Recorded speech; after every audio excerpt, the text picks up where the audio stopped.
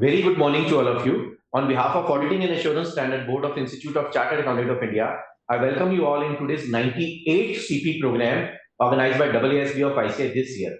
Within a time span of 50 days, AASB has organized a 98 program for the members. And we are running a series of webinars on the theme key audit consideration in the audit of listed companies. As you all are aware, we have already covered LODR, then we have covered CARO. Now today we are covering the Schedule 3 and other disclosure requirements. In order to tackle these very important topic, we are having with us two eminent and learned speakers, CA Parveen Tulsianji and CA Sonika Barmanji. So on behalf of AASB of ICI, I extend my warm welcome to you, Parveenji and Sonika ma'am, in this AASB platform on the 98th CP program organized by AASB of ICI. Welcome to you, sir. I also welcome all the participants of today's webinar. We are having with us very two eminent chartered accountants, CA Vineet Gupta ji and CA Madhuri Gupta ji. Both are moderators for today's webinar. Welcome to you, Vineet ji and Madhuri ji, and giving us this, giving your consent to moderate this webinar. And before we proceed further, and Honorable Chairman sir and Vice Chairman both are stuck up in meeting, so I'm taking this liberty to start this webinar and handing over the further proceedings to the for CA Vineet Gupta ji. Over to you, CA Vineet Gupta ji, please. Thank you, Anil sir. Good morning, everyone. I would like to thank Chairman sir and Vice Chairman sir for giving me the opportunity. As Anil sir told, today's session is on key considerations in audit of listed companies. So this session is divided into two parts. First session is on the profit and loss account and related disclosures, which will be taken care of by CA Praveen Tulsian sir. And second session would be taken by CA Sonika Barman ma'am, which will be on balance sheet and related disclosures. It is my privilege to introduce our first speaker of this session, CA Praveen Tulsian sir. He is a fellow member of the Institute of Chartered Accountants of India. He has an experience of over 25 plus years in auditing and accounting profession. He led audit of listed and unlisted large clients, both Indian promoter-led companies and multinational corporations across different sectors. He is specialized in international GAAP such as IFRS and US GAAP and capital market transactions, both domestic as well as international. He is a regular speaker at various forums organized by the ICI and other industry bodies for accounting, auditing, and capital market transactions. I would request you, Praveen sir, to please start your deliberation. Thank you very much. Sir, sorry, sir. I request Madhuri madam to please kindly introduce Sonika madam first. Sorry. Thank you, Vineet, for your description. I would like to thank CA Dr. Sanjeev Singhal sir and CA Vishal Doshi sir for giving me this opportunity. I would like to introduce our second speaker of this session, CA Sonika Barman ma'am. She is a partner with Price Waterhouse Chartered Accountants LLP. She has spent over 19 years in the firm. She has extensive experience in auditing and financial reporting under Indian accounting standards, IFRS, SOX, etc. She has catered to clients listed and unlisted in different industries, including distinct industries, including technology, retail and consumer, logistic, industrial products, education. She has played a key role in driving transformation and innovation in audit. She believes in building cohesive and inclusive work culture, delivering sustained outcomes, embarrassing innovation, and solving important problems. She is a member of the Institute of Chartered Accountant of India. She loves watching cricket, tennis, and likes to travel. Now, I would like to introduce our first speaker, CA Praveen ji, to give the briefing regarding the profit and loss statement. Thank you very much, Madhuri, and such a wonderful introduction. And I thank ICI and ASB for giving me this opportunity to come and speak in front of so many people and my fellow colleagues. Am I audible now? Yes, sir. Yes, sir.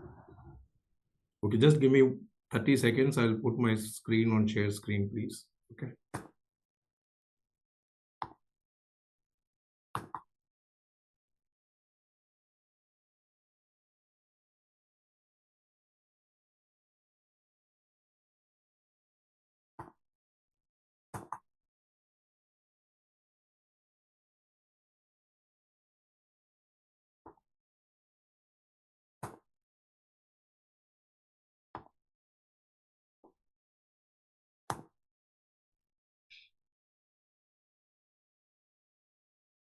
My screen is visible to everyone now?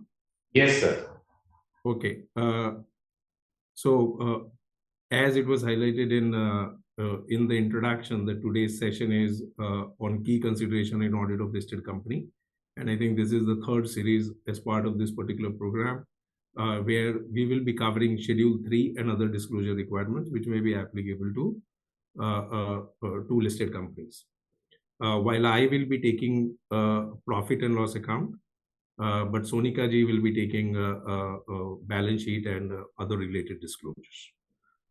And subsequently, after both presentations, there will be time available for Q&A, and I and Sonika ji both will be available to respond to those Q&A.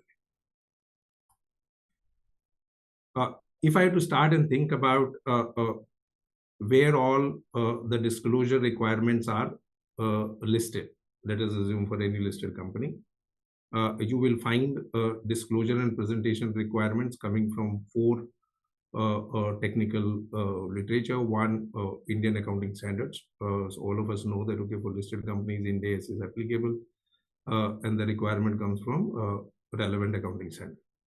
The second important one is how you should present your financial statements, is covered in Schedule 3 of the Companies Act 2013.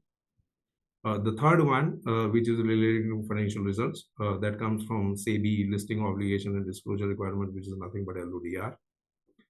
And then for some industries and for some disclosures, there may be any other regulation as applicable. There will be a disclosure requirement related to it. So generally, you will find any disclosure requirement which is coming in financial statements is coming from one of these four.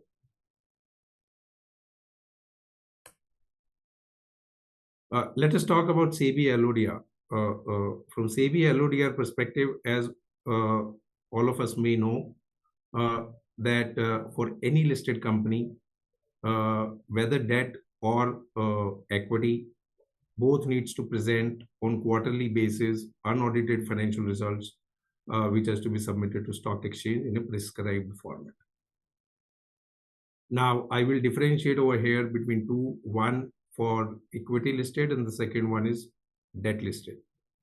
Equity listed is covered in Regulation 33. Debt listed is covered in Regulation 52. While the format remains same, but the frequency of the presentation is different. For equity listed, standalone and consolidated both needs to be presented on quarterly basis. For debt listed, it is only standalone which has to be presented on quarterly basis. Consolidated has to be presented only at year end or for the last quarter. What is the format? The format is you cover the 3 months period, which is the latest period. You cover preceding 3 months. Then you cover the corresponding 3 months, both YTD, current and corresponding, and the previous year ending. So in the first quarter, when you have only 4 columns, because there is no year to date, because it's only quarter. For other 3 quarters, you will always have like 6 columns presented in financial results. Now, balance sheet, in addition to income statement, balance sheet and cash flow has to be presented on half-yearly basis. So that is not required on quarterly basis for equity listed, and debt listed, it is required only on half-year basis. For debt listed company, there is additional requirement of ratios. So there are certain ratios which are prescribed in LODR requirement. Those ratios have to be included. Say, for example, your debt service coverage ratio. Okay, so those ratios you need to include for standalone only and not consolidated. And then there are specific disclosure requirement for companies having NCD. So say, for example, what is your coverage ratio, which you need to maintain as per NCD deed, what is outstanding, what are the terms of redemption, from that perspective, those are the disclosure requirements.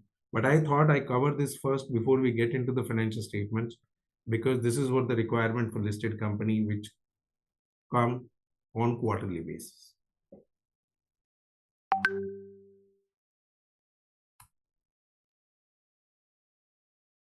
Now, whether it is on quarterly basis, even though the format is prescribed, or the financial statement, the main presentation and disclosure requirement come from Schedule 3.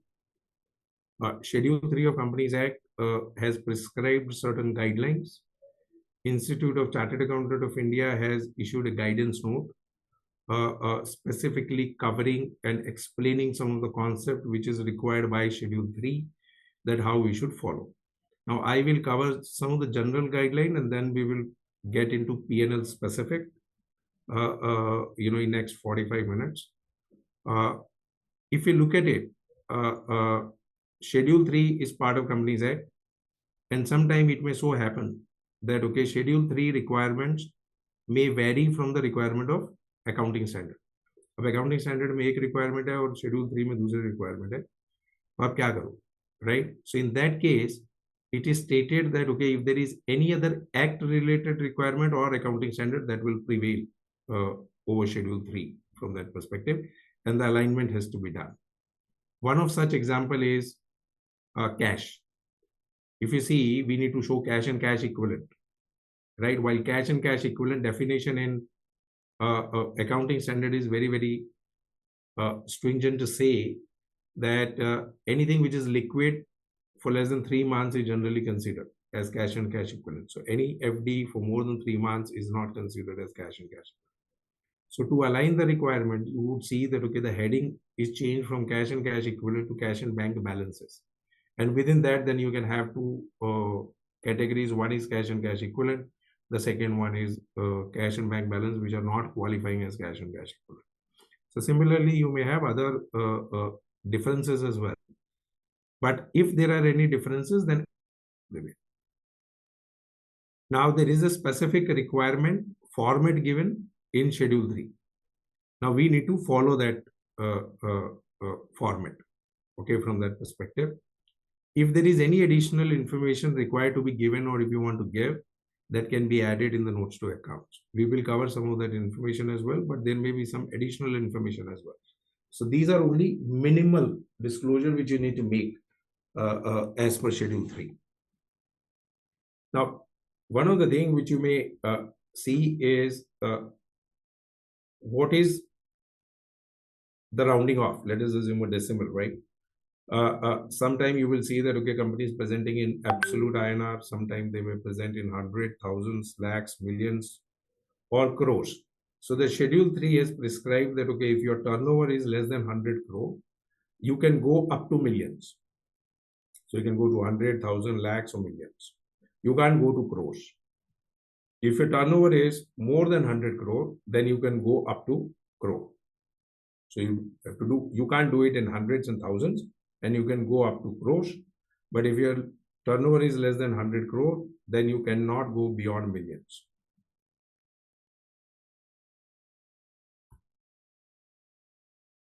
Now on my screen, there is a format. So on this screen as well as the next screen, and we will go through it. These are the minimal disclosure requirement. At least we need to show it. Okay.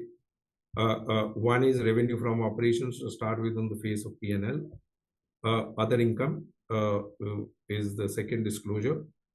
If you see from SEBI perspective, revenue from operation has to be divided in two parts on the face of financial results. One is revenue and the second one is other operating income. But in Schedule 3, it is stated that, okay, you can show revenue from operations and other operating income can be part of your schedule. Now, you show the total revenue and then you go to expenses. Broadly, expenses have to be categorized in these line items. First one is cost of material consumed, purchase of traded goods, which is stock in trade, changes in inventories of finished goods and work in progress and stock in trade, employee benefit expense, finance cost, depreciation and amortization expense, and other expense. That's how you get to a total expense.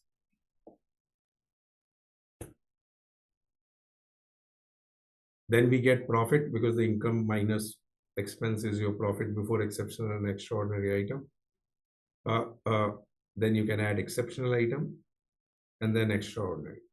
Now, one of the things what we need to be very, very careful is, while exceptional item is not defined in the standard, from that perspective, but extraordinary item is defined. So if any company wants to present something as exceptional, there is no restriction, but it should meet the general definitions or guidance saying that, okay, yes, it should be infrequent in nature. it should be really, really exceptional for that company. Okay. That's when you can present something as exceptional. Then you go to profit before tax, current and deferred, and then continuing and discontinuing. If you have discontinuing operations, then you need to show it separately. If you don't have it, don't show it separately. Now, say for example, Schedule 3 requires you to give only profit and loss, while the standard in AS 24 requires you to give disclosure on discontinuing operation on the face of P&L. Now, some of the companies were earlier giving as part of the notes to accounts, but now discontinuing operations has to be included, okay, on the face of P&L to cover that. And then you show your basic and diluted EPS. Now, the whole point on these two slides, what we need to make sure is that at least these items are included in your presentation when you are preparing your profit and loss account. Any additional information which you may want to give can include as long as the appropriate disclosures are made, as long as it is followed consistently. अगर consistently कर रहे हैं तो फिर आप follow कर सकते हैं. Say for example, few companies may want to give EBITDA, earning before interest, tax and depreciation. Now that may be their requirement. Okay, they want to showcase to the world this is what their profitability is. Since it is not covered over here, someone may think that is not allowed. You can give it. As long as the method of computing is defined, as long as you are following it consistently, you can give that additional disclosure.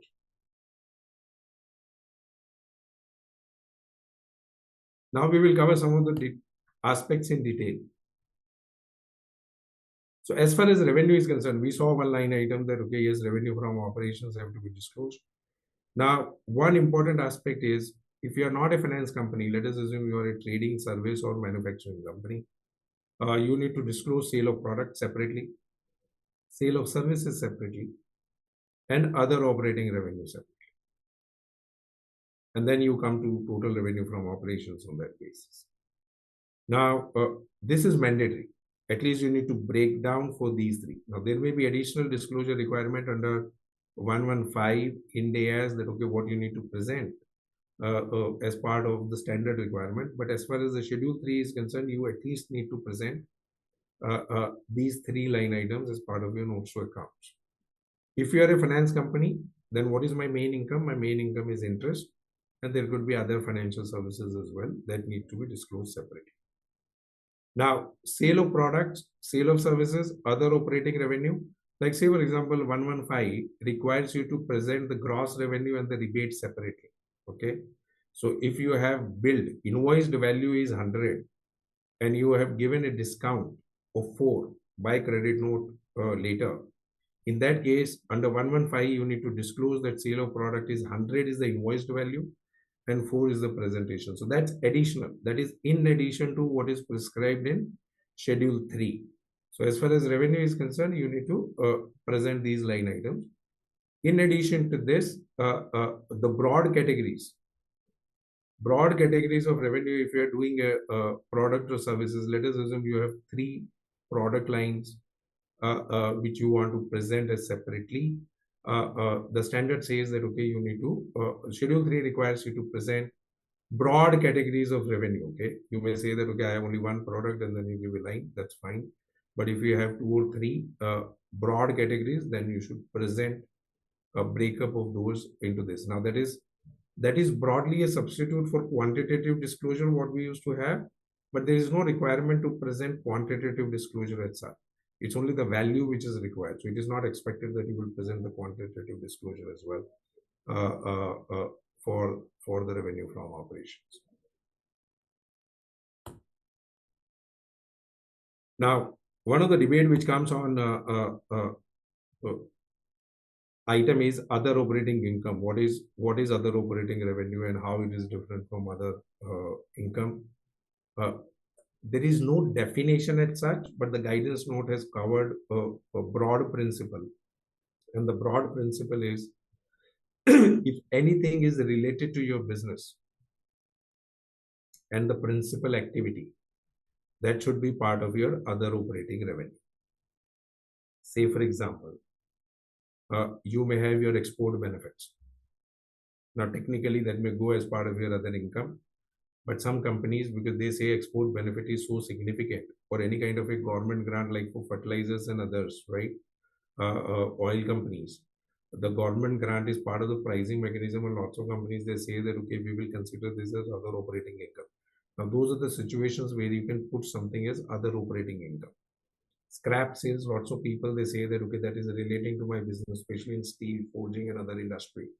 So scrap sales can be part of your other operating income.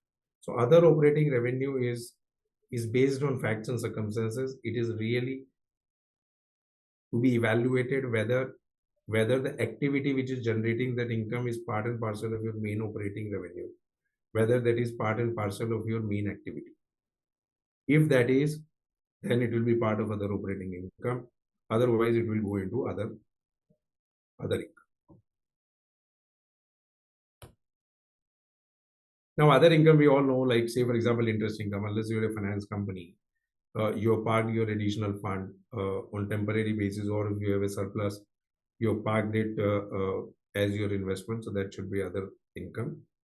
Dividend income, net gain or loss on sale of investment, other non-operating income. So if there is any other non-operating income which may come, sometime insurance claims and other activity, that can be part of your other income. And similarly for your finance cost shall be classified interest income, we all know, interest expense, other borrowing cost. And the third item is important, which is applicable net gain or loss on foreign currency transaction and translation. So the third item is, let us assume you have taken a borrowing in foreign currency and your interest rate is 4%. While in India, if you would have taken the similar borrowing, your interest rate would have been 9%. And you have incurred 6% loss on exchange conversion. So up to 5% you can actually present as finance cost, and 1% should be presented as foreign exchange gain or loss. So this is what the third line item is. But that's how you get to your finance cost. If you have capitalized anything, then you will reduce it. Now, when we look at profit and loss, you would have seen that okay, so one of the line item which we need to present is employee benefit expense. Now, Schedule 3 requires you to break down at least in these 4 line items. There may be additional line items as well. But first one is salaries and wages. Then you have contribution to provident and other funds. Expense on ESOP. Nowadays, ESOP is very, very common. And then staff welfare expenses.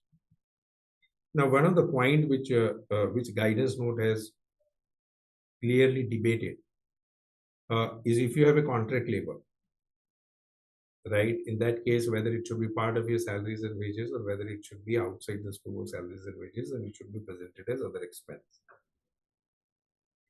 Now, the distinction which is made in the guidance note is based on principle of whether your contract is for service or whether your contract is contract of service. So if you have to take example, let us assume if I have hired a contractor to say that, okay, you give me services to do the packing, and I will pay you 2 rupees per piece, of packing. I am not controlling how many people are coming. I will pay 2 rupees per piece, whatever you have packed. I am not tracking all those things, right? That's the contract for service. Now, in that case, that is your other expense. But if you have given a contract to say that to a contractor, supply 100 staff members to me, in that case, that becomes your contract of service. So that should be included in your salaries and wages. So it is very, very important. Sometimes we get confused because then the labor law and other things may also be applicable accordingly.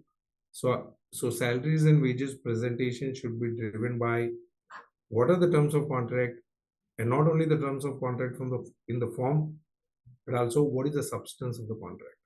Accordingly, the classification should be decided on salaries and wages for contract labor. The second important item is employee stock option. As I said, ESOP is one important charge which you may see in lots of companies nowadays. and that should be disclosed separately. Okay, it should not be clubbed somewhere else. I think depreciation and amortization we all know, so I don't think there is any kind of a debate. It's a well-settled position that we need to disclose it separately. The only thing you just need to be careful is the ROU. Okay, right to use asset. The depreciation has to be included over here. One of the important points is earlier we used to have this 5,000 rupees limit, and anything above that was supposed to be disclosed 1% of 5,000, whichever is higher. Now, any item of income or expenditure which exceeds 1% of revenue from operations, okay, that has to be disclosed as a separate line item. So 1% or 1 lakh, whichever is higher. Now, net gain or loss has to be disclosed separately in your P&L, whether it's an income or expense, because it all depends. In a particular year, it may be income. In a particular year, it may be expense. That has to be disclosed separately. Payment to auditor. Okay, we all know that, okay, payment to auditor has to be disclosed separately. There are disclosure requirements as far as auditor, as taxation matter, as company law matter, management services, or for any other purpose, as well as the reimbursement of expenses. So that has to be disclosed. Few companies, they disclose it by way of a footnote. Few companies disclose as part of the other expense schedule. Both are permitted disclosures. You may decide to choose depending upon how you want to make the disclosure, but it's a mandatory disclosure to be made. Now for 135 CSR expenditure, there are disclosure requirements under the Companies Act separately, as well as in Schedule 3. Both have to be complied with, including what are the activities you are doing, how much is the CSR requirement, based on the profit, whether you have done the project, what is the unspent amount, where that amount is done. So all those required disclosures have to be made. Now, as we were talking about revenue from operations, similarly, raw material consumed and purchase of traded goods, you need to disclose broad categories, broad heads effectively. And similarly, for any service revenue, if you are entering 2 or 3 types of services, you need to disclose the gross income. Now, when you say broad heads, generally the rule is that, okay, if it's more than 10% of the respective line item, you may want to disclose separately as broad heads, okay? But it's left to judgment, but the general threshold is 10% of respective line item. Once again, no quantitative disclosure is required, but at least the value breakdown. Okay, so if you have incurred, if your raw material consumed is 100 crore, and you have 4 line items contributing to 80, you may want to give that broad heads of those 4 categories as part of the disclosure requirements, as part of notes to accounts.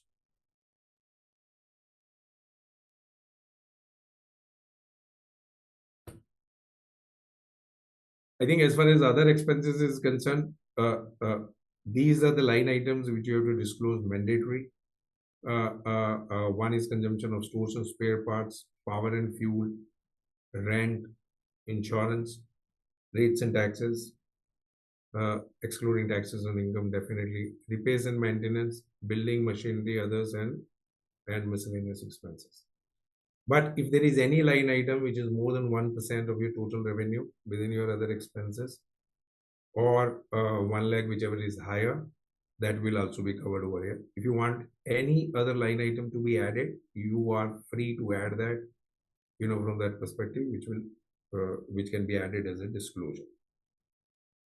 Now, as far as income tax is concerned, because I'm not covering it separately on a separate slide, income tax, I think you need to be careful on 2 items. One, if there is any interest which is accounted for on your advance tax payment because there was a shortfall, that should not be part of your tax expense. That should be part of your interest expense. Similarly, if there are any penalties levied by income tax authorities, in that case, the guidance note has divided penalties into 2 parts. One is a compensatory, another one is non-compensatory. If it's compensatory, you may include as part of interest. Any other penalty will be included as part of your other expense. So interest and penalty is not part of your income tax expense. Wealth tax has to be included as your rates and taxes. So please don't include in income tax expense from that perspective, these 3 line items. These will either go in rates and taxes, interest, or other expenses.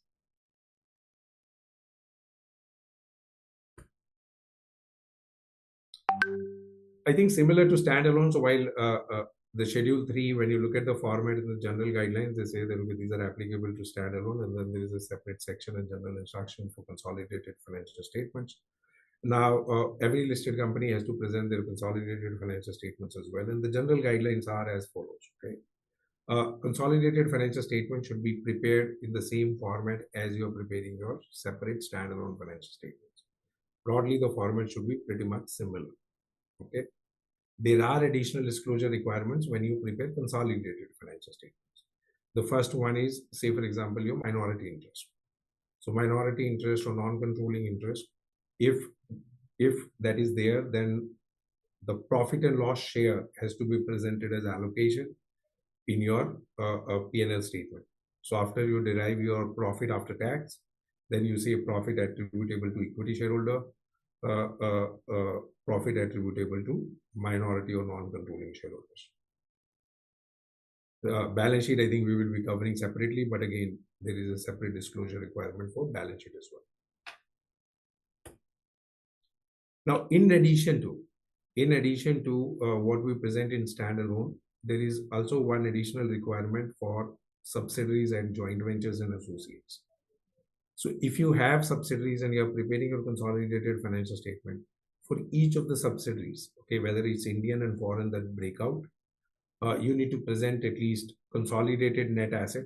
So you need to present the amount and what is the percentage of the total. So if your consolidated net asset is say 100 crore and one subsidiary is contributing to 5%, so the total asset of that company is 5%. So then you say net asset is 5 crore, it becomes 5% of 100. Similarly, your consolidated profit and loss account. So if a subsidiary profit and loss account is 5 crore, total is say 20, then you will present 5 crore as the profit or loss of that subsidiary, which is 25% of the total. One of the debate which generally you will see whether you should present on standalone profit basis or after eliminating intercompany transaction of profit. Different practices have evolved, but the most general and practical practice what we have seen is that, okay, you prepare on standalone basis, you put down all standalone profit and loss, and then you have an elimination line item down below at the end so that it can tally with your consolidated number.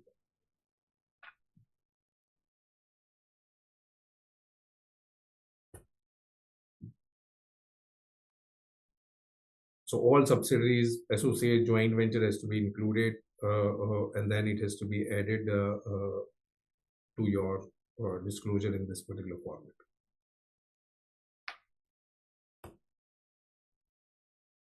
Now, there were key amendments which came like 2 years ago, and you will see that, okay, what was added on few slides now.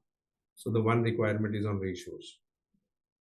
So every annual account has to have ratios like current ratio, debt equity, debt service, return on equity, inventory turnover ratio, trade receivable, trade payable, net capital ratio, net profit ratio, return on capital employed, and return on investment.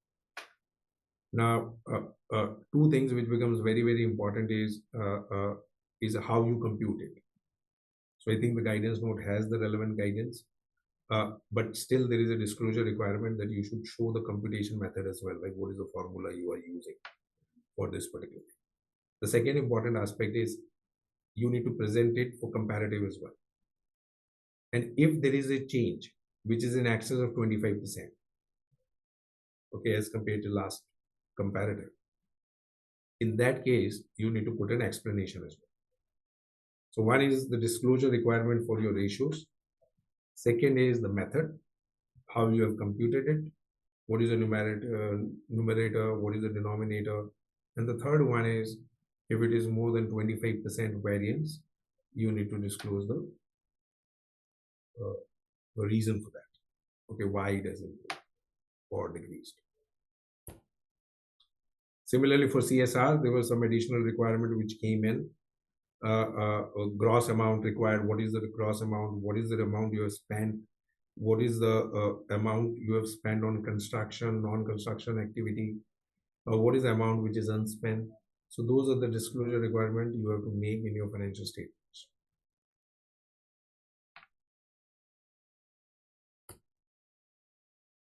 I think if there is any grant or donation received, you need to make the disclosure.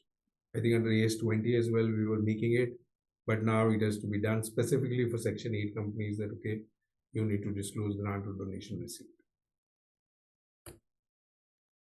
And then there are other disclosures which we have been doing, say, for example, Benami property held. Okay, whether there is any proceeding of Benami property against the company, you need to disclose it.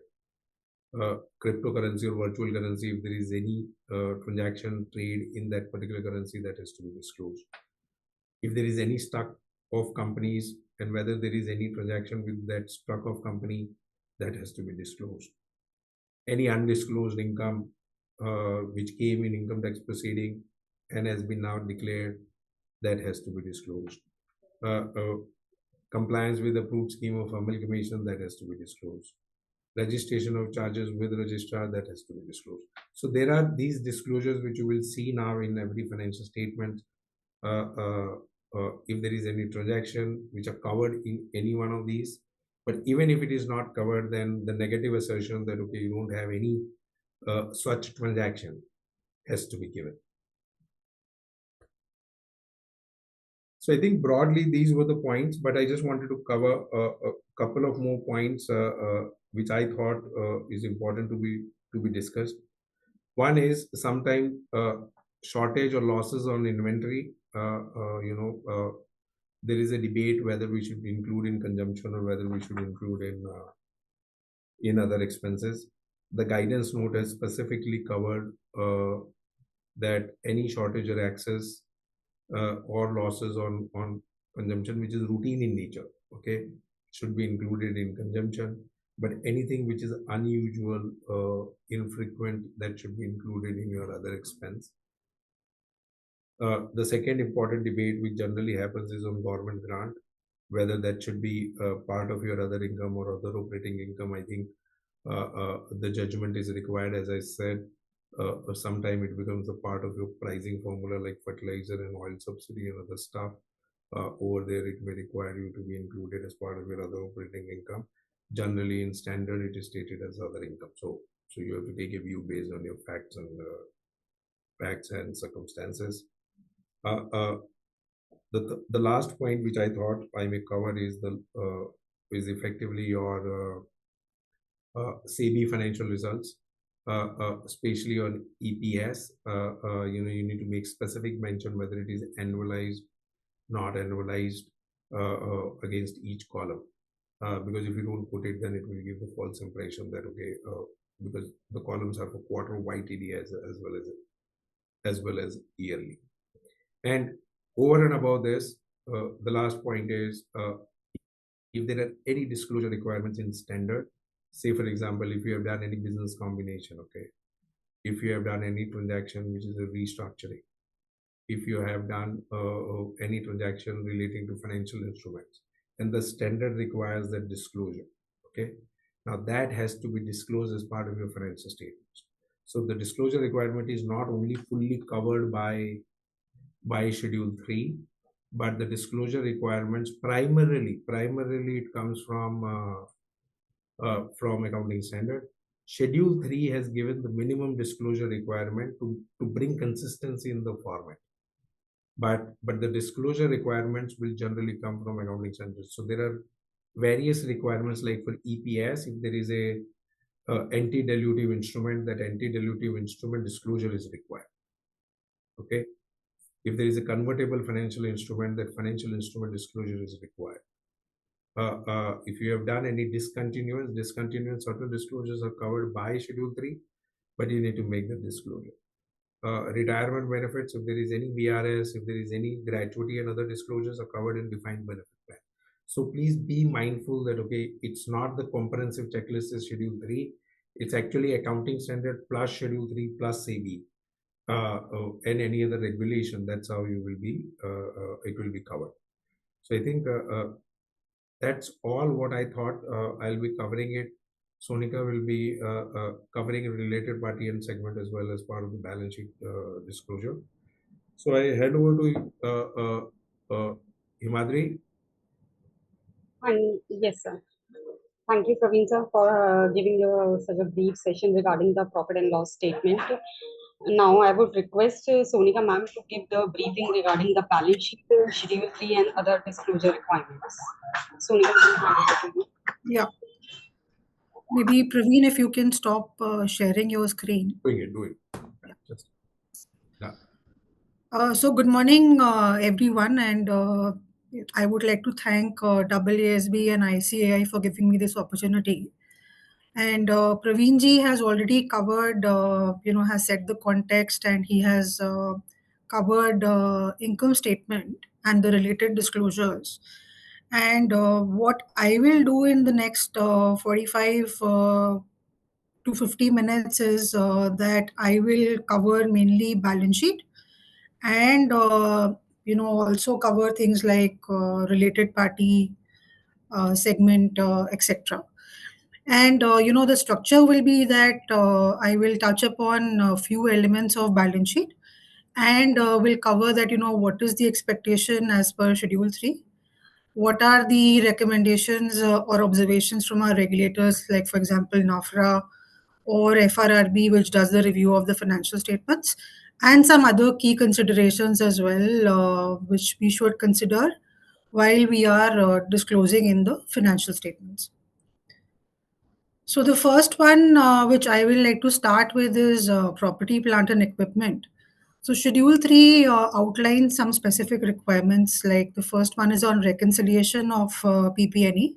So it says that one needs to disclose the reconciliation of the gross and the net carrying amount between the beginning of the reporting period and the end of the reporting period, and that should primarily cover additions, disposals, acquisitions through business combinations, or revaluation. There's a specification that if it is changing by more than 10%, the net carrying amount, other adjustments, or impairment and depreciation. Then it covers the aspect on revaluation. So it says that one has to disclose, for example, the effective date of revaluation, and what would have been the carrying amount had one disclosed as per the cost model, whether it has been done by an independent valuer. And there has been a specific requirement outlined which says that if the revaluation is done by other than a registered valuer, then one needs to disclose that fact. Then the other thing is on capital work in progress. So capital work in progress, as we are aware, that is also part of property, plant, and equipment. And so this particular requirement of reconciliation. So if there is expenditure incurred during the construction activity, so there the Schedule 3 requires that one should disclose movement of capital work in progress as well in the financial statements. Then I'm not too sure, okay, because the screen is not moving on my screen at least. I may have some kind of a network issue, but you may just want to double check. Right? Vinitji, can you see my screen?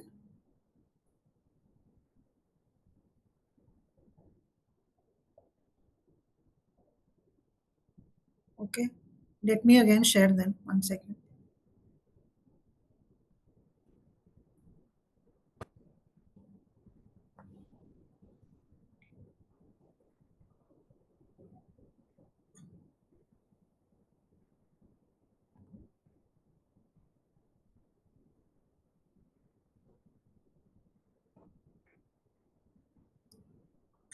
Can you now see? I've already done that. No, not yet, madam. Not yet. Kindly make it slideshow from the top. Just 1 second, please. Yes, please.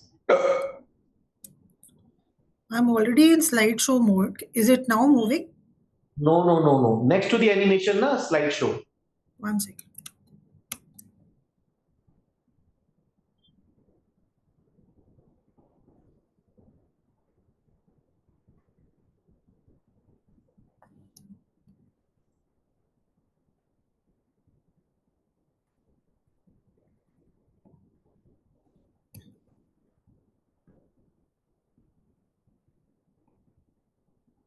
Yeah, there's next symbol, right hand side. Next symbol. This one? Just below, next symbol. Yes, yes, yes, yes. Next. Nothing is coming.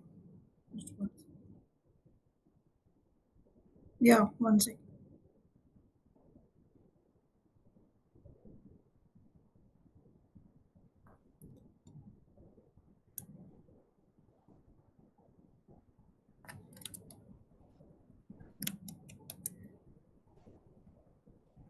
Is it still not moving? One second. Maybe I'll share again. Yes, please.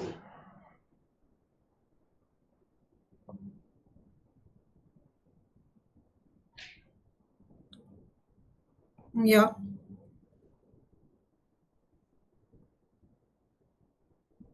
Yes. Okay.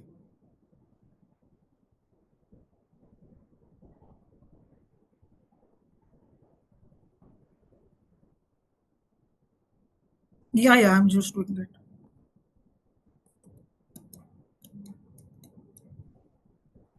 Now, is it visible? Yes, madam. Is it moving now? No, fine. Okay. So, continuing with property, plant, and equipment. So, FRRB has also given some recommendations on disclosures. The first one is that it says that when a item should be capitalized, so when there should be a capitalization of subsequent expenditure. So there it says that one should consider that if it is probable that the future economic benefits will flow to the entity, and the cost of the item can be measured reliably. And similarly, it has outlined that cost of replacing the part as well, that what should be the recognition criteria. And there are similar recognition criterias that future economic benefits should flow to the entity, and the cost can be measured reliably. And it says that one should ensure that the accounting policy is in line with the component accounting concepts which are outlined in India 60. On intangible assets, there are again, disclosure requirements. So, intangible assets, it is said that, it should be distinguished between internally generated and other intangible assets, and further disaggregated into things like brands, trademarks, computer software, etc.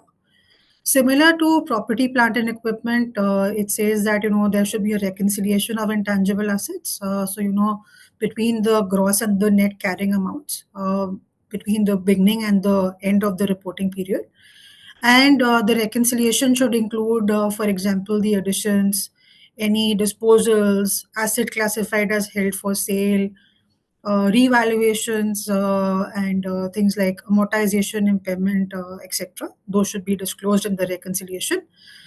For revaluation of intangible assets, similar to property, plant, and equipment, it says that if the revaluation is done by a registered valuer, or if by not a registered valuer, then the fact needs to be disclosed in the financial statements.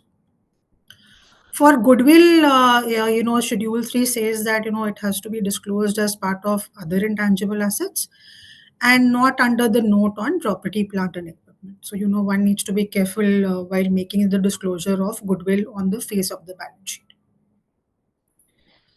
Then FRRB has given a recommendation on intangible assets. So the first one being that internally generated goodwill, one should be careful that it should not be recognized as an asset, and that is in accordance with Ind AS 38. And some specific considerations around impairment of assets. So it as we are aware that intangible assets, one should see that if there's any trigger for impairment, and if there is, then one should estimate the recoverable amount. But it is important to note that irrespective of whether there's any indication of impairment, an entity should, accordingly ensure that they are testing goodwill acquired in a business combination for impairment annually. So, that is a requirement as per Ind AS 36. And the accounting policy for goodwill and its impairment should be disclosed in the financial statements. So, it's important to note that goodwill has to be mandatorily tested for impairment in case it has been acquired in a business combination, and that should be done at least annually. Then other key considerations for intangible assets. So, one as per Ind AS 36. So, for goodwill, for indefinite lived intangible assets, so there, it has to be tested for impairment at least annually, as I've covered. And this is required for a cash generating unit or a group of CGUs to which the goodwill or the intangible assets have been allocated. Then further, Ind AS 36 requires that there are some for each CGU or group of CGU to which the intangible asset is allocated. One needs to disclose the basis for determination of recoverable amount, then the key assumptions which have been used to determine the recoverable amount, factors like growth rate, discount rate, then for what period has management projected the cash flows, assumptions used there. And these have to be done irrespective of whether there's any impairment loss recognized or reversed. And it is a common practice which has been noted that there are entities who give a disclosure at the entity level and not at the individual CGU or group of CGU level. And that it is important to note that it is not in accordance with Ind AS 36. So, it has to be given at the CGU or the group of CGU level. Having said that, if the individual amount allocated to a CGU or a group of CGUs is immaterial in comparison to the total goodwill or the indefinite lived intangible asset, and there are other conditions being met which are specified in Ind AS 36, then the entities can provide disclosure on an aggregated basis in the notes to financial statements. But specifically, all these conditions need to be met, which are outlined in Ind AS 36. Other key considerations, that if suppose the basis the change in assumptions, the recoverable amount would be less than carrying amount. Then in that case, one has to state that by what amount the recoverable amount exceeds carrying amount, values assigned to the key assumptions, and if to what extent the key assumptions should change along with its impact on other variables, as a result of which the recoverable amount will be equal to carrying amount. So, it will not be uh, actually appropriate to omit such disclosures, because these are mandatory disclosures which are required to be made as per the standard. So any non-disclosure will actually be a non-compliance with Ind AS 36. Then moving on, I'll move to the next key section of balance sheet, which is on trade receivables and expected credit loss. So as per Schedule 3 requirements, the entities are required to disclose aging schedule of trade receivables in the balance sheet. And trade receivables need to be further classified as considered good, further classified into secured, unsecured, credit impaired, and where there's a significant increase in credit risk. It is important to note that, for trade receivables which are credit impaired, where an entity has experienced significant increase in credit risk, and where definition of credit impaired is being met, then the entity has to disclose the trade receivables which are specifically credit impaired in accordance with Ind AS 109. A few recommendations by FRRB on trade receivables and the ECL. So, if an entity has measured expected credit loss as per lifetime ECL in the previous reporting period, and if the conditions of the Ind AS 109 are no longer being met, then the entity should measure the loss allowance at 12-month expected credit loss at the current reporting period, and accordingly ensure that the appropriate disclosures are being made in the financial statements.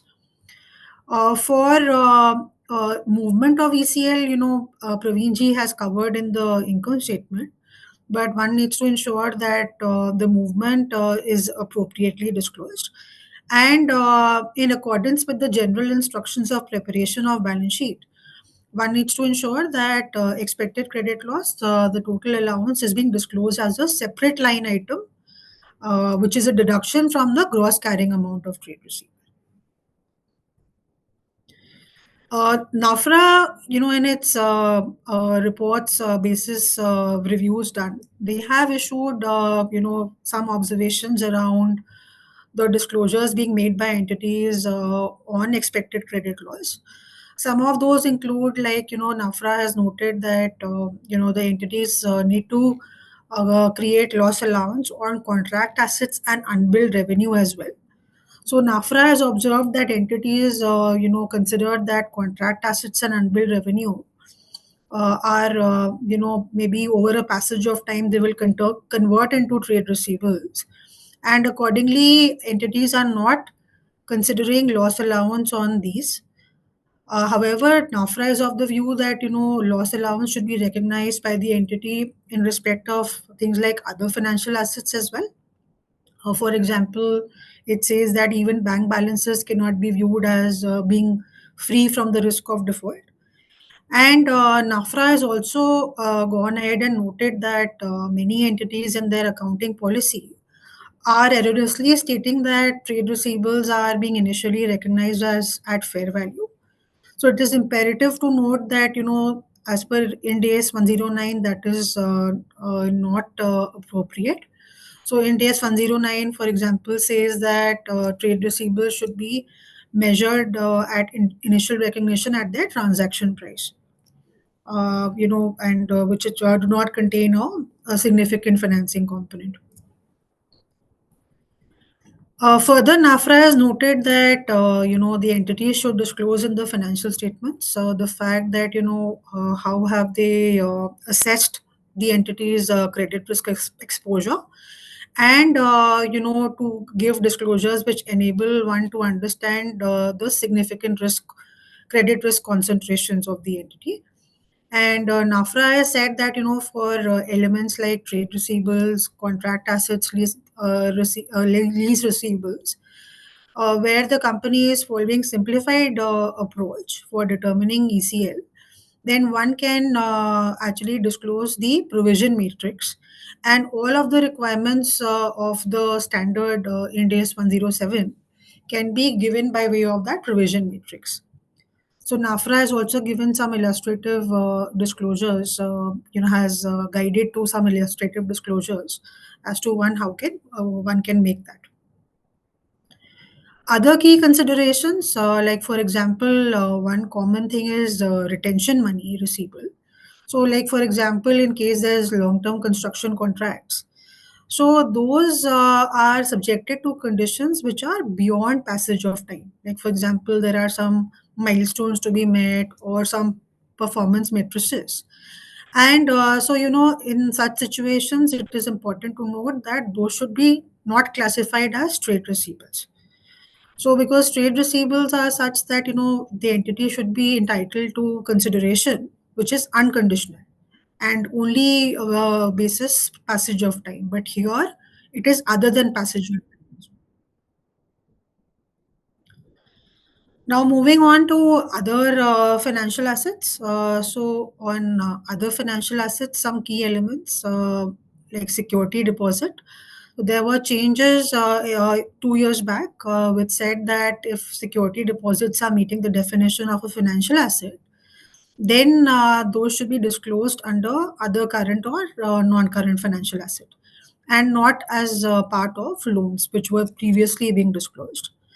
The other important element is that, if there are loans and advances to, for example, promoters, directors, key managerial personnel, Then, if there are conditions like those are repayable on demand or without specifying any terms or period of repayment, then one needs to actually disclose the details of the amount of loan or advance in the nature of loan outstanding into different categories, and what is the percentage to the total in the amounts in the nature of loans. Some other key considerations, the important thing is when should one offset financial assets and liabilities. So, offsetting is permitted only if some specific criteria are being met to offset. So, otherwise, where offsetting criteria are not met, then, it should be important to note that one should not offset.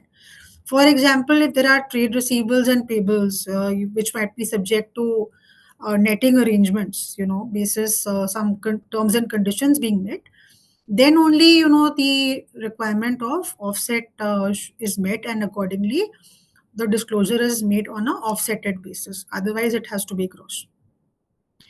And the other element is on impairment of financial assets, which are under the general ECL model.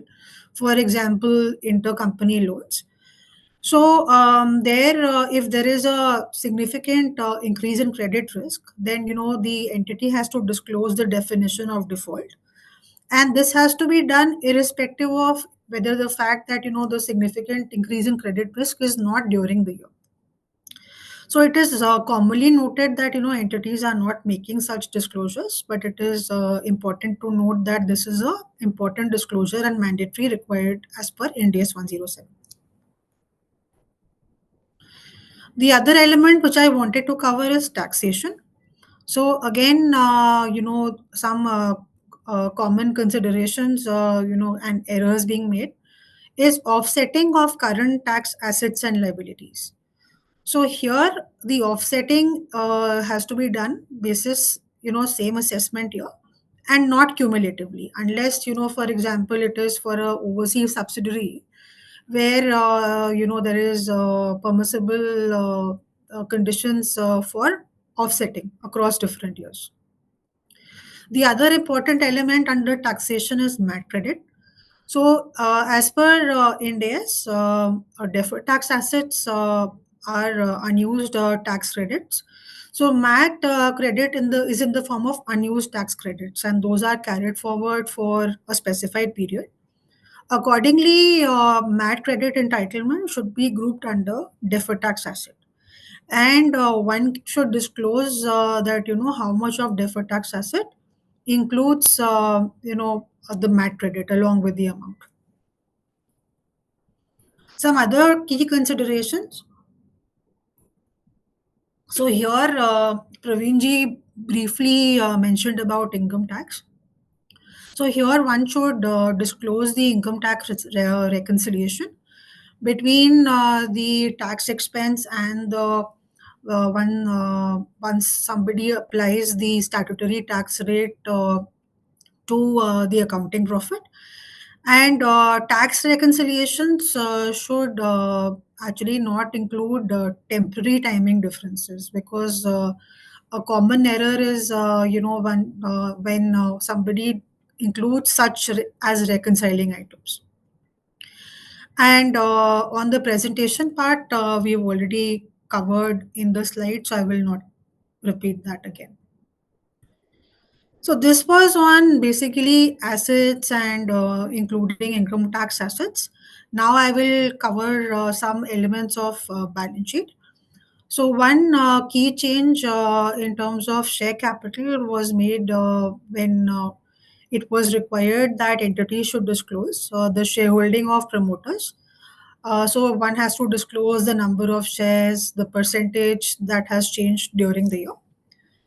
And FRRB has given some recommendations on disclosures. So it says that, one has to disclose for equity share capital, the reconciliation of the number of shares outstanding at the beginning and at the end of the period. Then any restrictions, any preferences, any rights that has to be disclosed. And for reserves, so it has stated that, under other equity, the nature of each reserve should be specified, and a brief should be given for each reserve. So only stating the composition is also not appropriate. So relevant details should be disclosed briefly regarding each reserve. Then on borrowings, so borrowings, as we are aware, Schedule 3, one has to disclose as non-current and current. And non-current borrowings, we have to further classify into secured, unsecured. The nature of security, for example, needs to be specified. Which loans have been guaranteed by directors or others. If there are any defaults, then one has to disclose the period and amount of the defaults. Similarly, for current borrowings, such disclosures need to be made. And it is important to note that if there are any current maturities of long-term borrowings, then that should be included at current borrowings. And interest accrued on financial liabilities, these should be part of the same related financial liability, and that should not be disclosed separately from the related financial liability. Then FRRB on the borrowings has again given some recommendations. For example, it says that one should actually classify a liability as current if there is no unconditional right to defer. So, for example, if terms of liability require that one can settle by issuance of equity instruments, then that does not affect the classification. So similarly, for example, for loans from related parties, if the terms are that it is interest free and no repayment period is specified, then the conclusion is that the loans are basically repayable on demand. So such loans should not be classified as non-current, because they are repayable on demand, so they are current in nature in accordance with Ind AS 1. The other element, which impacts the statement of cash flows, like for example, if there are some elements which are any settlement which is other than cash, so if there are non-cash transactions, then those may not be disclosed in the statement of cash flows. So, but one needs to disclose in some part of the financial statements, either in the notes, that what is the difference between the statement of cash flows and the amount disclosed in the relevant note. So, if any repayment happens by way of other than cash, then that can be disclosed, for example, in the relevant note for that particular borrowing. And this is as per the relevant standard, which is Ind AS 7. Other key considerations. So I have taken a common example of bank overdrafts. So bank overdrafts are basically repayable on demand, and they can be included as a component of cash and cash equivalent for the purposes of statement of cash flows, because here they have some characteristics that it is actually a key element of a company's cash management. They are repayable on demand, and they are in the nature of overdraft. So if all these conditions are being met, then we can include that as part of cash and cash equivalent under the statement of cash flows. The other important section of liabilities is trade payables. So trade payables, one has to disclose the aging schedule. And as per Schedule 3, there are categories specified for disclosing the aging schedule. And one has to actually take into consideration the fact that a trade payable is, arising from goods purchased or services received in the normal course of business. So any other payable, we should not categorize as a trade payable. And Schedule 3 has outlined that one has to bifurcate into MSME and others, disputed and undisputed, for both the categories. And if there are any unbilled elements as well, then that has to be also disclosed as part of the aging schedule. One key element which is under discussion these days and which are relevant for many entities are supplier finance arrangements. So for supplier finance arrangements, it is important to note that one needs to consider what is uh, the general arrangement and whether it should be a trade and other payable or whether it is in the nature of a borrowing. And accordingly, the relevant presentation has to be made in the balance sheet and similarly in the statement of cash flow also. So if it is a trade or other payable, then it will be part of the operating activities.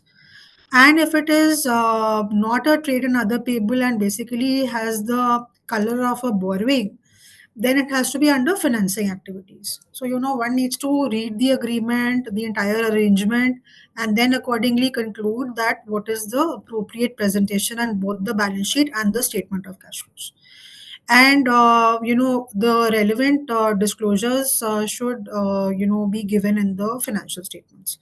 So this is like a review by regulators have highlighted that people are not making adequate disclosures for supplier finance arrangements. Then we briefly covered about MSME. So for MSME in the financial statements, there is a requirement of the MSMED Act, which outlines that there are some minimum disclosures. For example, what is the principal amount and interest due, which is remaining unpaid. Then, for example, if there are any interest accrued which is remaining unpaid at the end of each accounting year. So there are 5-6 things highlighted, which one needs to ensure that they are disclosing in the financial statements for MSME parties. And then that has to reconcile with the basic details disclosed in the trade payables note. Then moving on to other financial liabilities. So other financial liabilities as per Schedule 3, those are to be categorized into elements like interest accrued, unpaid dividend. Then, for example, if there are any unpaid mature deposits, the categorization is specifically highlighted in Schedule 3. And one needs to note basis FRRB recommendations that as per Schedule 3, it has been specified that if there are any defaults, then one needs to disclose that. And Ind AS specifies that in addition, any breaches should also be disclosed. Where there are, it entitles the lender to demand, for example, accelerated payments and the defaults and breaches which have not been remedied by the balance sheet date. So what has to be disclosed is basically, the fact that whether the default has been remedied by the balance sheet date or the loans have been renegotiated before the approval of the financial statements. Then it is important to note that financial liabilities, those can be subsequently measured at amortized cost. And if the conditions are being met, then an entity can designate a financial liability as being measured at fair value through P&L. But it is important to note that the financial liabilities are not available for categorization as fair value through OCI. Because those that will be a contradiction with Ind AS 109. Then moving on to provisions and contingencies. So provisions as per Schedule 3 are required to be categorized into provisions for employee benefits and others. Then Schedule 3 specifies that one needs to further disclose the movement of provisions, brief description, expected timing of resultant outflows. If there are any uncertainties which can impact the amount or timing of outflows, and any expected reimbursements. Similarly, for contingent liabilities, it has been stated that those should be classified as, for example, claims against the company not acknowledged as debt. If there are any guarantees, excluding financial guarantees, then this has to be disclosed for each class of contingent liability. unless the possibility of any outflow of settlement is removed. And similar to provisions, the disclosure should include the brief description of the nature of contingent liability, the estimated financial effect, any indication of uncertainties to the timing of the outflow, any possible reimbursements, and if it is not practicable to disclose the information, then the fact needs to be disclosed in the financial statements. The other key element on the liability side is employee benefits. So if I will talk about the current and the non-current as to how one needs to bifurcate into current and non-current. So if there is a funded post-employee benefit plan, then if the amounts are due for payment within 12 months, then we should treat that as current and accordingly disclose in the financial statements. In case of unfunded, if the settlement obligations are due within 12 months in respect of employees who have resigned or expected to resign within 12 months, then it is current. Otherwise, if it is non-current. And so that is on current and non-current disclosure. Then on defined benefit plans, there are some considerations of Schedule 3 which one needs to keep in mind for disclosure in the financial statements. So the nature of the plan has to be disclosed. The entity's responsibility for governance of the plan needs to be disclosed. If it is exposing the entity to any risk, then that needs to be disclosed. Then the description of any amendments in the plan, any curtailment, settlements, that has to be disclosed. And similar to other elements of the balance sheet, one needs to disclose the reconciliation of the opening to the closing balance. Other than the reconciliation, the disclosure requires significant actuarial assumptions and sensitivity analysis of each significant actuarial assumption. Then FRRB recommendations on employee benefits. So here, if it is important to note that defined contribution plans, an entity has to only pay a fixed contribution, and after that, there is no obligation to any further contribution. And any plan which does not fall under this definition is a defined benefit plan. So any entity, if it has to be contributing beyond the fixed contribution, then that should be considered as a defined benefit plan. And the other key element for defined benefit plans is basically in statement of cash flows. So in statement of cash flows, as we are aware that cash flows can be prepared either by the direct or the indirect method.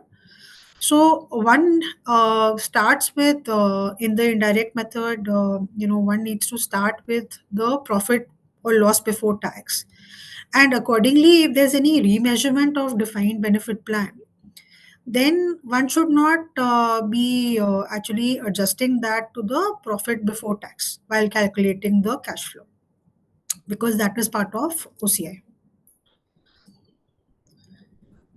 Now, moving on to some specific elements which again many entities encounter, and which are coming as common observations basis local regulators review. So, business combinations, if a purchase price allocation is done and that is incomplete by the end of the reporting period. So, it is basically one is accounting on a provisional basis. Then our local regulators have noted that some companies are not making adequate disclosures, and very, very high level generic disclosures are being made which do not suffice the requirements. So, what one needs to consider is that one needs to, for example, disclose the assets, liabilities, which are getting impacted by such business combination, and where the accounting is incomplete at the reporting date. Then one needs to disclose the nature and amount of measurement period adjustments, and also give reasons why initial accounting is incomplete.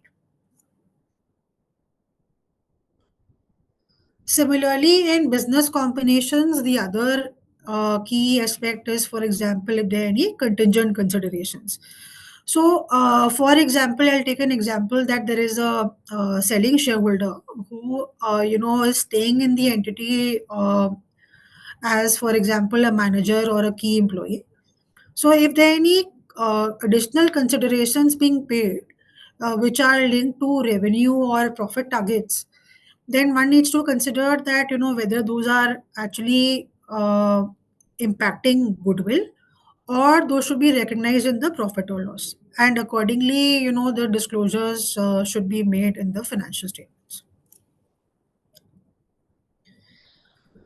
One more key area, Praveen ji alluded to the fact that there are a lot of ESOPs, and there is a common thing where the parent company is recharging to the subsidiary, which is a reporting entity, in respect of options granted to the subsidiaries employees. And if the amount of the intercompany charge exceeds the capital contribution, then one needs to ensure that it is the excess basically is in the nature of a distribution from the subsidiary. So one needs to ensure that basically the return of capital contribution and any excess are being separately disclosed as separate transactions from the credit to equity, which is arising from the equity settled share based payment. So if somebody discloses on a net basis, that will not be appropriate. So one needs to disclose on a gross basis in the financial statements. Now, one key change which has been made by the Ministry of Corporate Affairs on March 31, 2023 is material accounting policies. So the word significant has been substituted by material, and one needs to actually analyze that basically which policies are material in nature. So material policies can be those which can influence decision of the primary users who are relying on the financial statements. And basically, it also says that any policy which is important for the user to understand the other material information on the financial statements is also a material policy. So certain factors which one need to consider for evaluation of which are material policies are, for example, if there are any policies which are complex, any elements which require significant judgments, then any policy choice which is available as per the existing NDS. And if there's any change in accounting policy as well, that can be one of the factors. So one needs to ensure that the material accounting policies are being appropriately disclosed. If there are any immaterial accounting policies, then those need not be disclosed. And at least, if somebody is opting for disclosure, then one should ensure that it is not obscuring the disclosure of the material accounting policies. Now, moving on to the other key element, related party transactions and balances. Again, this is a very important element which has been highlighted by many of the local regulators. And accordingly, I wanted to cover a bit on this particular section. So, as per the India's requirements, one needs to ensure minimum disclosures. For example, the amount of the transaction, any amount of the outstanding balances. Then, if there any provision for doubtful debts for that outstanding balance, one needs to disclose that. Any expense recognized for that bad or doubtful debt due to related party, that needs to be disclosed. So, if, for example, there is a waiver of interest receivable, then from a related party, then that is a bad debt, and one needs to disclose that as part of the related party disclosures. But whether it is an exceptional item or not, one will have to consider in days one conditions. If those are met, then accordingly disclose that, but otherwise should not be disclosed as exceptional item. Then loans to subsidiaries. So here one needs to consider that disclosures are being made in the financial statements in accordance with the requirements of Section 186 of the Companies Act. Other key considerations for related party transactions and disclosures. So, any relationship between parent and subsidiary should be disclosed irrespective of whether transactions have taken place between those related parties. The name of the parent and the ultimate controlling party should be disclosed if it is different. Then, amounts incurred by the entity for provision of key management personnel services, if they are provided by another entity, should be disclosed.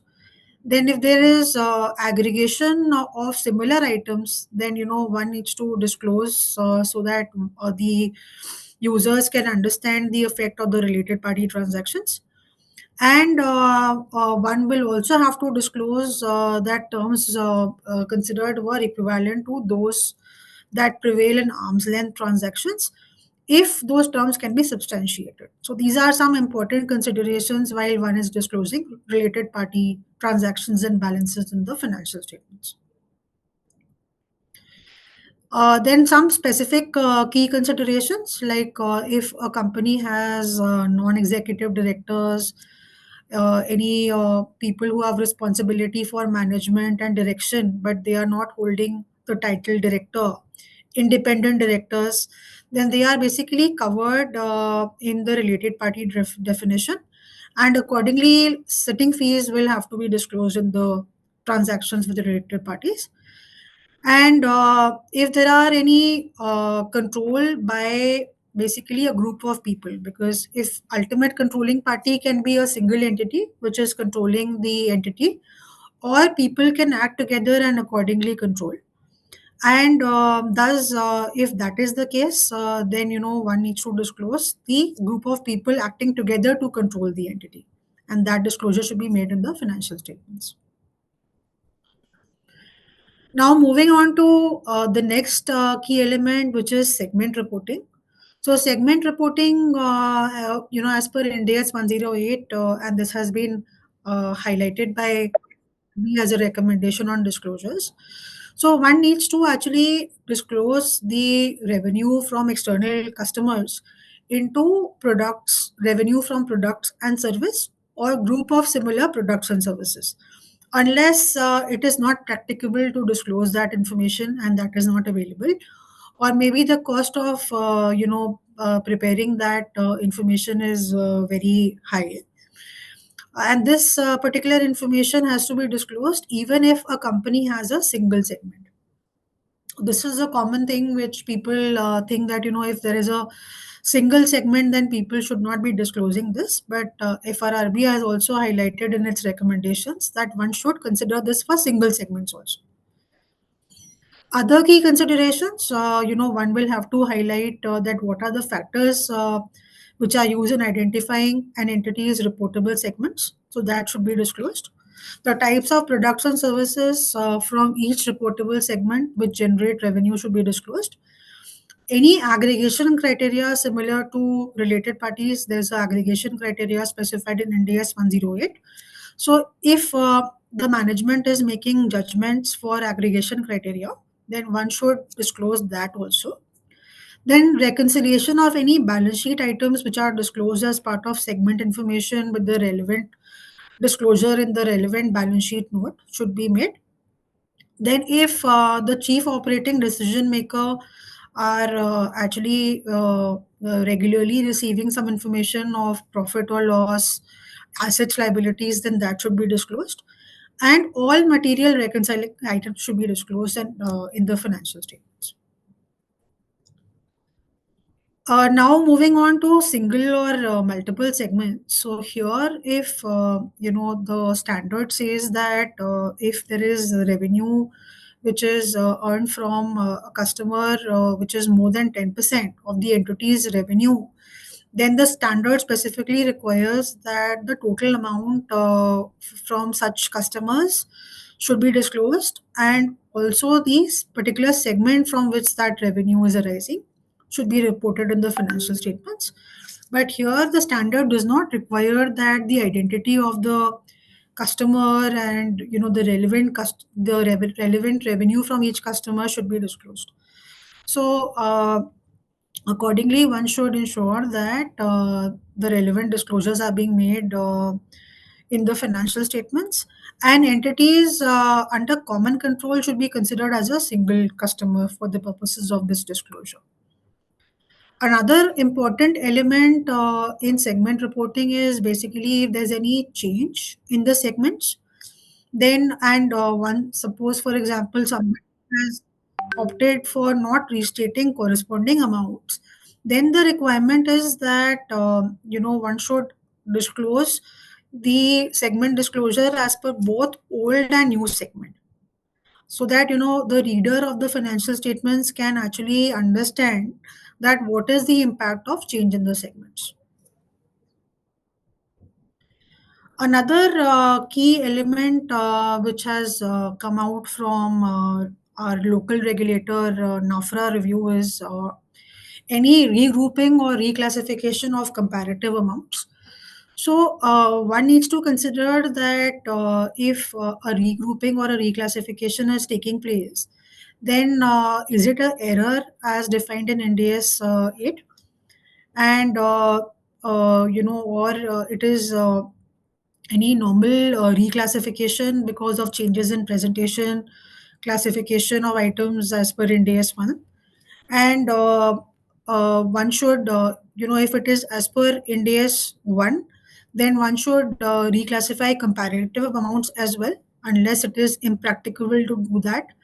And one should accordingly state the nature of reclassification, the amount of each item which is being reclassified, the nature of reclassification, and reason for reclassification.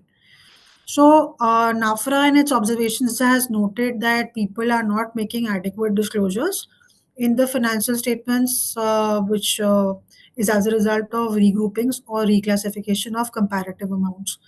So, one needs to keep this into consideration. Other key considerations, like if there's any correction of immaterial prior period errors. So basically, materiality is a quantitative and qualitative consideration. So if an entity has determined that any prior period error is basically immaterial, then they can accordingly make the adjustment in the current period financial statements. However, if it is materially misstating the financial statements in that period, then one should restate the comparatives and accordingly make the relevant disclosures.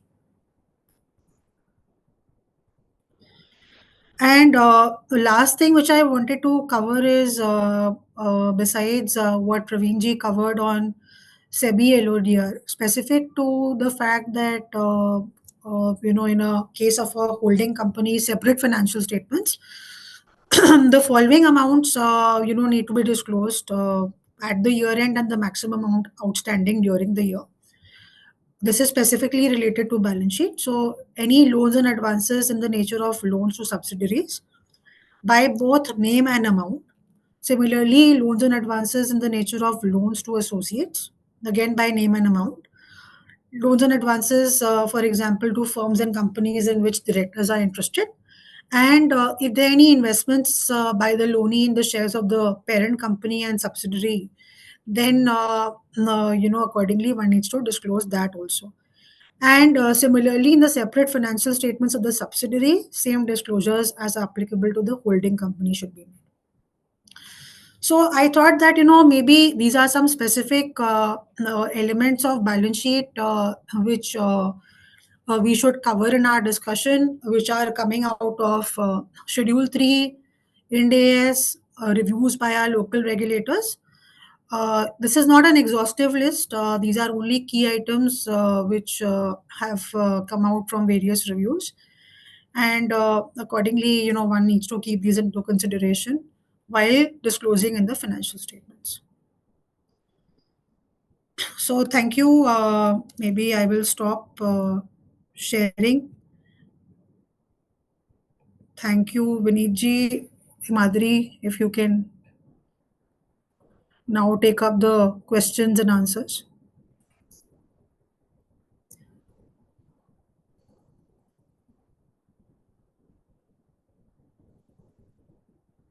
Vinit ji, can you start the question answer session? Vinit ji, you are there? Himadri madam, you are there?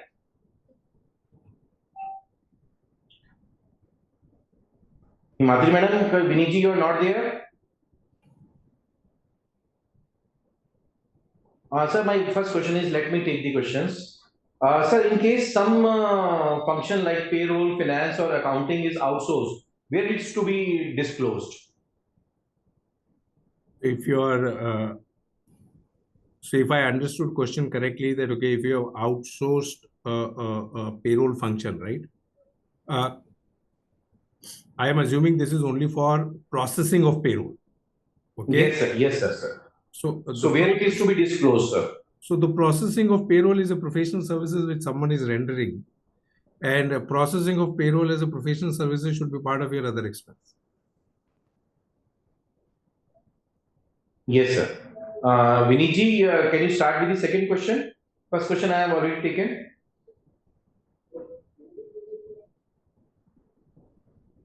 Vinit ji, are you audible? Can you hear me? You are not Vinit audible. is You here. are on We are mute. not able to hear him. Audible now? Yes, Yeah, Yes, we yes. can. Okay. The second question is, can we net of interest income received from bank and interest expense on account of borrowings from the same bank?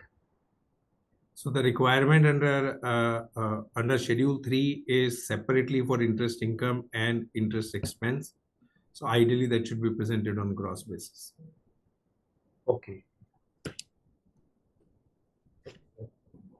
So the next question is, what is the correct presentation of bills acceptance in Schedule 3 Division 2?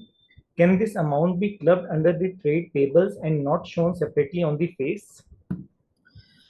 So trade payables, as I had covered in my presentation, are basically payables which are arising from payables from goods or services in the normal course of company's business.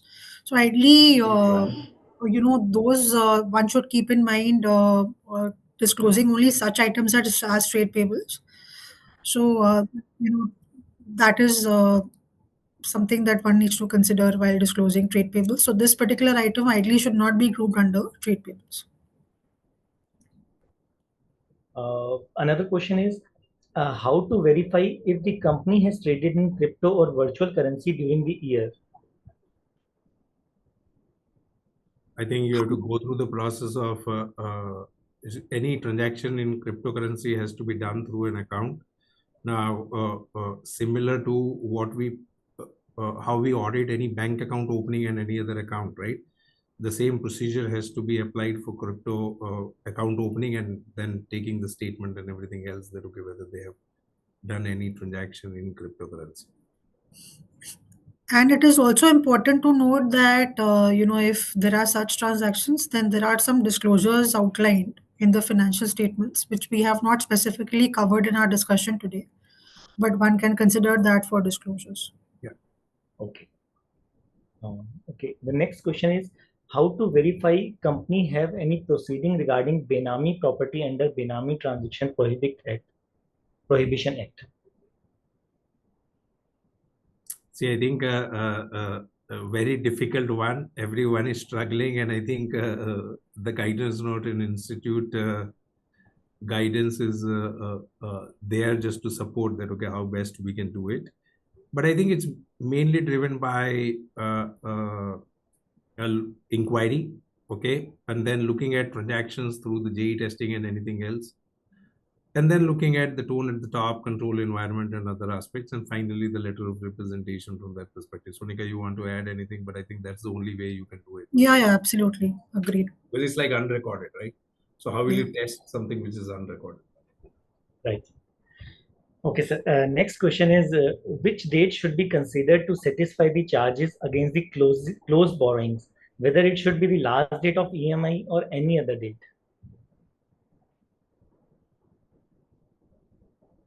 So I think it is any other date will be a significant judgment again. So ideally, it should be the last date of EMI. And if any specific other date is being used, then one should disclose that, as an element of significant judgment if the amounts are material. One more question. How is the sick leaves eligible for carry forward being treated, whether as defined benefit plan or not? So as far as the leave balances or compensated absences are concerned, those are considered as defined benefit to, from the perspective that, okay, yes, it needs to be accrued. Sick leaves, generally, the company will not encash. And historically, I think there's a discussion in the standard itself. The companies may or may not accrue, okay, as a liability, because generally sick leaves are at actuals or maybe 4 or 5 leaves, and that will lapse over a period of time. Very different from casual leave in this, but there is a detailed discussion on sick leave. Depending upon your company's policy, you may want to evaluate it. Okay, sir. Yeah, ma'am, there's a question related to balance sheets also. Company having an investment in joint ventures, where the company needs to prepare a consolidated statement line by line or equity portion method to be used. So there it is clearly specified in the standard that it is not line by line, and in that case one needs to specifically consider the conditions and the guidance specified in the standard for preparation of consolidated financial statements and the relevant disclosures also specified in Schedule 3. Next question related to balance sheet only. So, any specific format to disclosure regarding the disclosure of the related party transactions? So related party, in my presentation, I have also covered that there are guidance specified in Ind-AS as to what are the minimum disclosures for related parties, and various local regulators have also highlighted their expectations from various reviews. So given all that and taking that into consideration, one should ensure those disclosures are being made for related party transactions and balances. Next is a PPE which is given on lease. Is it required to show in par as a negative figure? Negative on the face of the balance sheet. Yeah. So negative amount will not be there on the face of the balance sheet. So as part of property, plant and equipment reconciliation, one will accordingly disclose such items. And if it is any item covered as part of the lease standard, then specific disclosures are there for right of use assets also. But when we covered the element on reconciliation between gross block and the net block, so that will be one of the reconciling items. Ma'am, is there any balance confirmation of sundry debtor and creditors is mandatory regarding the finalization of the accounts? So as far as standards on auditing are concerned, like for example, one will have to consider other elements, like for example, if trade receivables are concerned, generally one will obtain confirmations. But if there is a past trend that response rate is absolutely zero or negligible, then one can consider the past trend and then accordingly specific to that particular entity not obtain balance confirmation. This is from an auditor's perspective. But for trade payables, again, depending on circumstances, that if the amounts are material, one may consider, but it is not mandatory. Having said that, companies need to follow a process of reconciliations and obtaining confirmations. For MSME, for example, one needs to confirm on at least an annual basis if those parties continue to be MSME, because then thereafter the other compliances need to be ensured for MSME, including disclosures and filing of returns. Okay. Next is if the interest which is being accrued and due on the short-term borrowing, which is paid in the next year, where it should be classified as a part of short-term borrowing or as a part of other financial liabilities in a separate line item. It is interest accrued and not due. Interest accrued and due on short-term borrowing, which is paid in the next year. Which is paid in the next year. Yeah. So it is basically, is it like, is the question that it is non-current in nature or it is current in nature? It will be of current in nature because that will be payable in the next year. Yeah. So it will be ideally, as part of that relevant current borrowing. Okay. And ma'am, the last but not the least, so loans and advances of a which are given by the holding company to the subsidiary company is shown in the notes of the accounts of the standalone financials of the subsidiary company. But the loans which are written off in the holding company and no adjustment is made in subsidiary books, how can we disclose in the consolidated financial statements? So ideally, when one is disclosing, for example, related party disclosures, so there also, it can be given by way of relevant details being added if any particular loan has been written off, or in the relevant note in the financial statements also, one can explain by way of a footnote if the amounts of the loan written off are material. Thank you, ma'am, for giving the highlights to the related questions. Thank you. Are there Himadri, any? you are having more questions? I think no, sir. We are done with all the questions. Himadri, madam, you are not having two more questions? Yes, sir.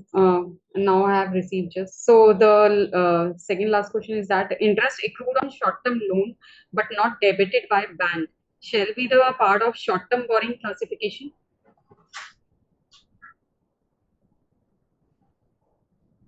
It is interest accrued basically. Yeah, interest accrued on the term loan.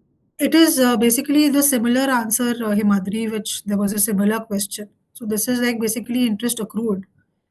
And although charging by bank is not the relevant thing, but yes, so it is similar response to the earlier question. Okay.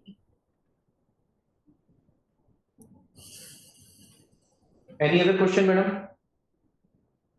So thank you so much, ma'am, for such a wonderful deliberation. On behalf of AASB of ICI, I extend my heartiest thanks towards both the learned speaker, CA Parveen Tulsianji as well as CA Sarika Barmanji. In spite of having very busy schedule in audit committee meetings, daily they are having audit committee meetings, but still they have given their kind consent to deliberate for our members. So thank you so much, Parveen sir, for your wonderful deliberation, and Sonika ma'am for giving your kind consent to deliberate today. Thank you so much, Parveen sir. Thank you so much, Sonika ma'am. I also thank CA Vineet Gupta ji as well as Madam Himadri Gupta ji for moderating this webinar. Thanks to both the moderators. Also thanks to all the participants of today's webinar. Thank you so much. Thank you so much. Thank you. Thank you, sir. Thank you, everyone. Thank you. Namaste. Thank you, sir.